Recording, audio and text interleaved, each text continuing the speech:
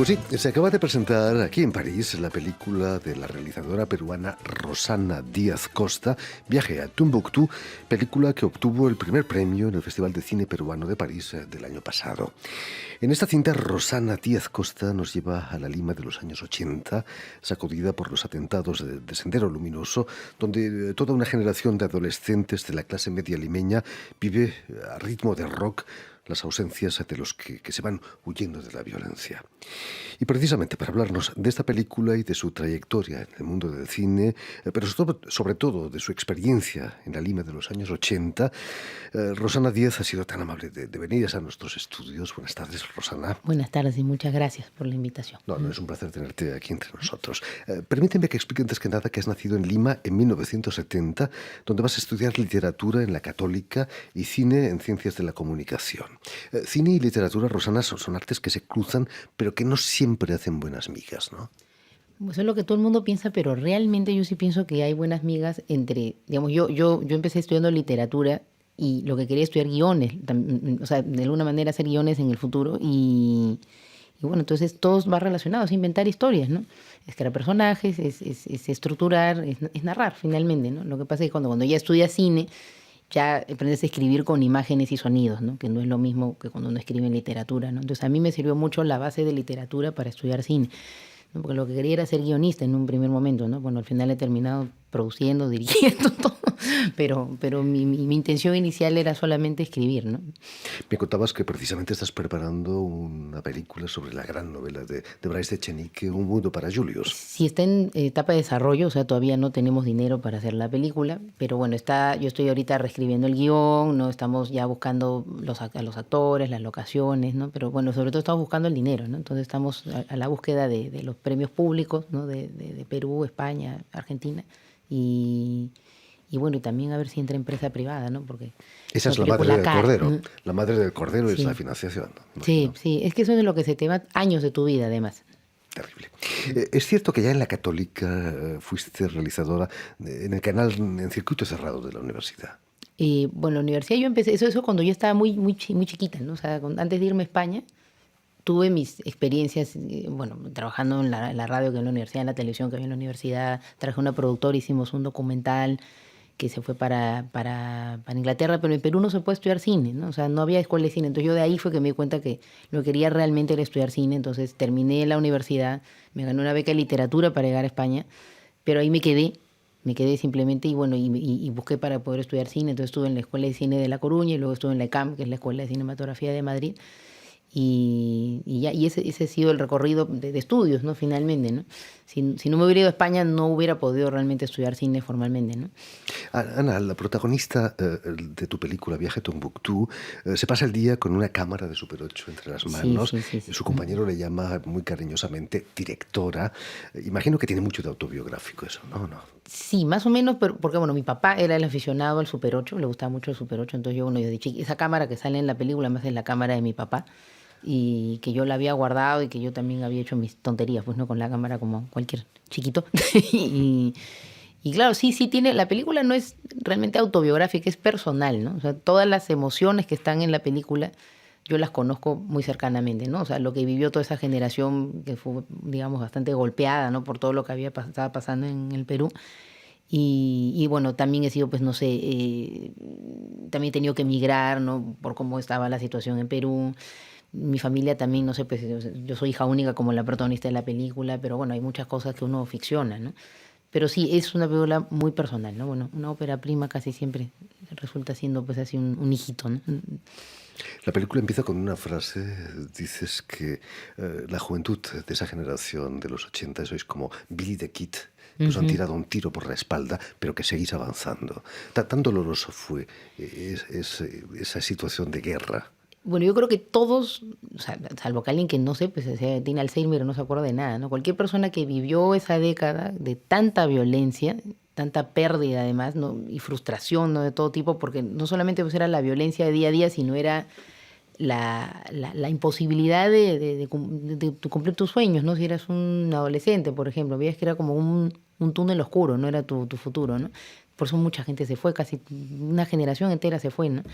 Y entonces eso de Billy the Kid, además no solamente es por el Billy the Kid americano, sino que hay un poeta que incluso se menciona en la película. Mi protagonista se llama Lucho, el poeta se llama Lucho Hernández. Es un poeta como de los años 60, pero que le habló a las dos siguientes generaciones, por decirlo, ¿no? Muy popular, ¿no? Lindos poemas, ¿no? Y entonces yo quise incluir un poco, revisité sus textos, ¿no? Que él se hacía llamar Billy the Kid, ladrón de bancos, ¿no? Entonces había muchos textos acerca de Billy the Kid, que iba herido por la espalda, ¿no? Entonces yo realmente, esa cita va orientada a ese homenaje a Lucho Hernández, que es este poeta peruano. Pero cuando fui a Estados Unidos, la gente americana, por ejemplo, fue bien gracioso porque muchos me dijeron, mira, qué interesante lo de Billy the Kid, porque Billy the Kid lo mató su hermano por la espalda, y ustedes, pero los que son peruanos, se han matado uno al otro entre hermanos, ¿no? Entonces es una cosa que es bien loco porque la gente, cada cual lo lee a su manera, ¿no? Según su cultura, lo que ha vivido, ¿no? A pesar de lo terrible de esta cita, hay un cierto optimismo, dices que seguís avanzando y algunos saben hacia dónde. Tú sabes hacia dónde, o sabías hacia dónde.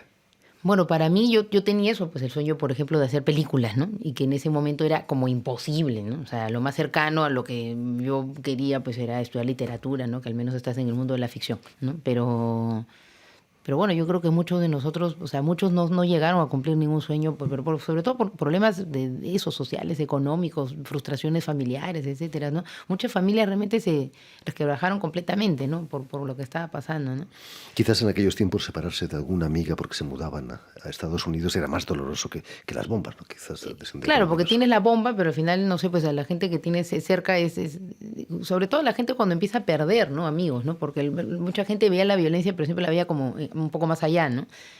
Pero por ejemplo, yo en mi caso, yo sí, o sea, experimenté el asunto de que pierdes amigos, ¿no? Que se los llevan, que lo detienen y no vuelve, esas cosas, ¿no? Entonces, eso es bien doloroso, ¿no? Y bueno, he tratado de ponerlo en la película, además con cómo se vivió, ¿no? Que no es que todo el mundo está triste ni en plan tragedia, no, los chicos son chicos siempre, en cualquier parte del mundo así tenga que vivir sin luz, sin agua, con bombas, entonces lo he tratado de exponer, digamos, como se vivió, ¿no? Que había un poco de inconsciencia, además, de la gente joven, ¿no? Porque un chiquito no se da cuenta, ¿no? Hasta que no le toca así ya directamente, ¿no? La cosa, ¿no? El viaje a España, tus estudios en La Coruña, fue una especie de alivio quizás para ti. Sí, llegar a España para mí fue un alivio, porque era sobre todo muy tranquilo, ¿no? O sea, de pronto vas a un sitio que no tienes problema que te roben, que violencias ni nada, caminas por las calles, no hay problema. Entonces no estaba todo militarizado, ni... Sí, para mí fue, o sea, yo me quedé en España realmente, no solamente por el tema de estudios, sino porque realmente vi que la vida era mucho más tranquila, ¿no? Y entonces fueron varias cosas, ¿no? que se juntaron, ¿no? Finalmente el clima de La Coruña no es tan diferente del de Lima, ¿no? Bueno, llueve y en Lima nunca llueve. Al menos hay mar también. Sí, pero tiene mar, exactamente. Sí. Rosana, la música también es protagonista muy importante de tu película. Sí. Es una manera de vehicular la nostalgia. Todo tiempo pasado fue mejor.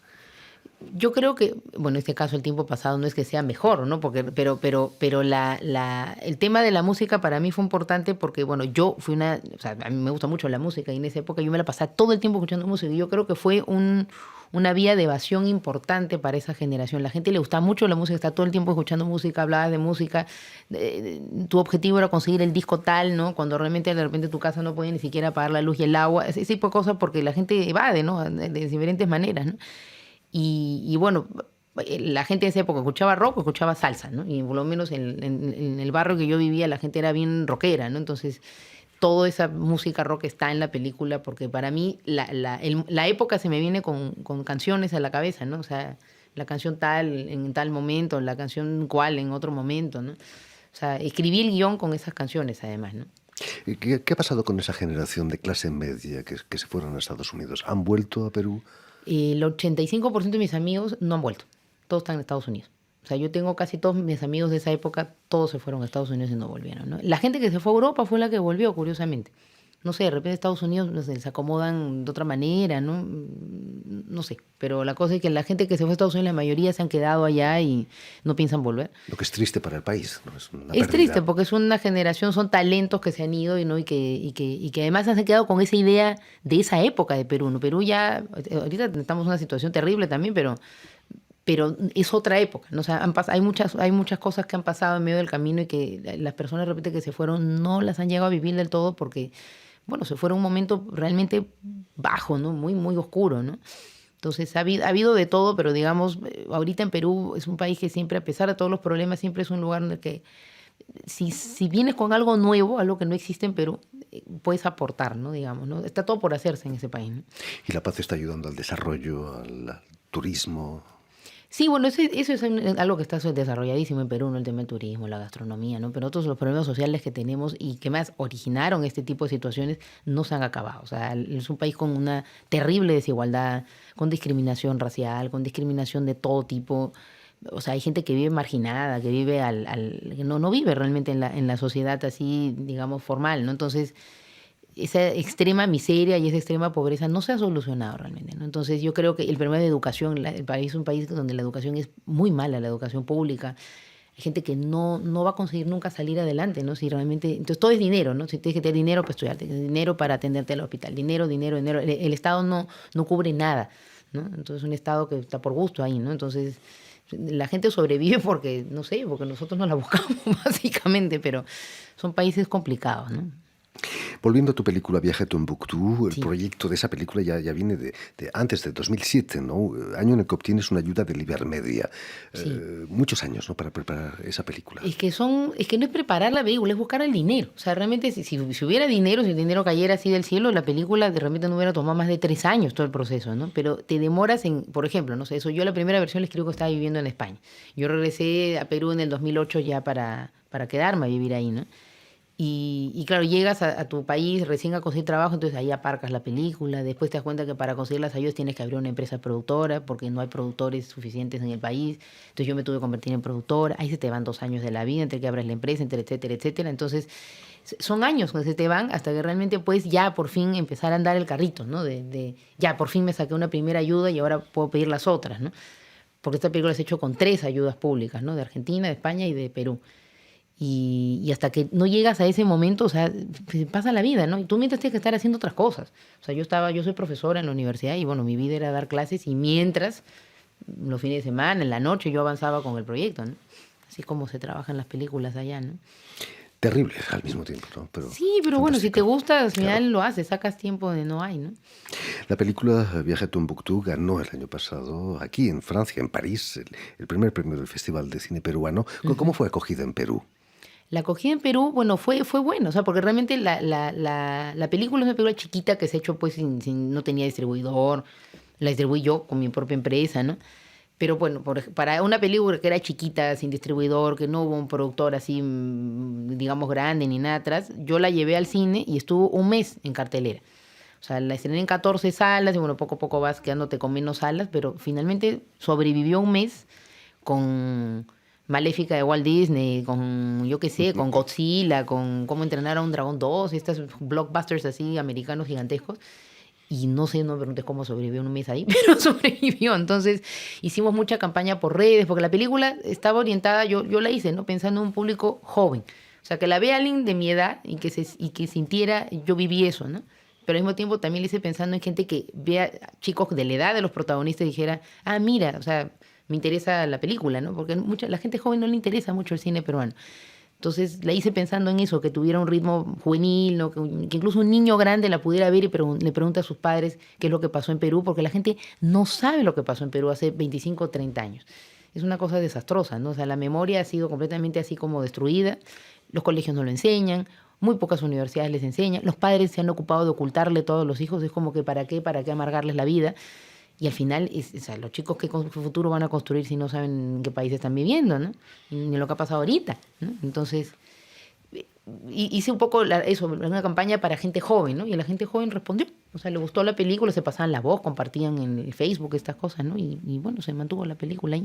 Y es una película sobre esa clase media tan importante en Lima, que no se trata ni en la literatura, Sí, se habla pues. siempre de la miseria o de los más ricos, Exacto. el Se mundo habla para Julius. exactamente, la miseria así la alta clase social, ¿no? Pero mi clase media es como inexistente, ¿no? Y hay una gran clase media. Y además esa clase media fue una clase media empobrecida, ¿no? Que se cayó, ¿no? Básicamente, ¿no? En fin, pues ya lo saben, tienen la película Viaje a Tombuctú de Rosana Díaz, se acaba de presentar aquí en París. ¿En qué No, no se va cine? a presentar hoy. Hoy. Es Hoy, que justo. estamos grabando este programa, así que estamos hablando en pasado. Así que Estamos hablando en pasado. Bueno. se presentó. ¿En qué cine, por cierto? Les Saint-Martin, puede ser Cinema Les Saint-Martin. Sí, ahí. Perfecto. Pues ya lo saben, muchísimas gracias por haber estado con nosotros, Rosana, y No, mucho gracias a éxito con ustedes. tu película en París. Y si quieren volver a escuchar íntegramente esta entrevista o incluso verla en vídeo, lo pueden hacer en nuestra página web RFI en español o en la página Facebook de la emisión El Invitado de RFI. Gracias de nuevo, Rosana, y permíteme saludar también a Jonathan Bredi, quien ha estado a cargo hoy de la realización visual y sonora de esta emisión. Mucha suerte. Muchas gracias, muchas gracias.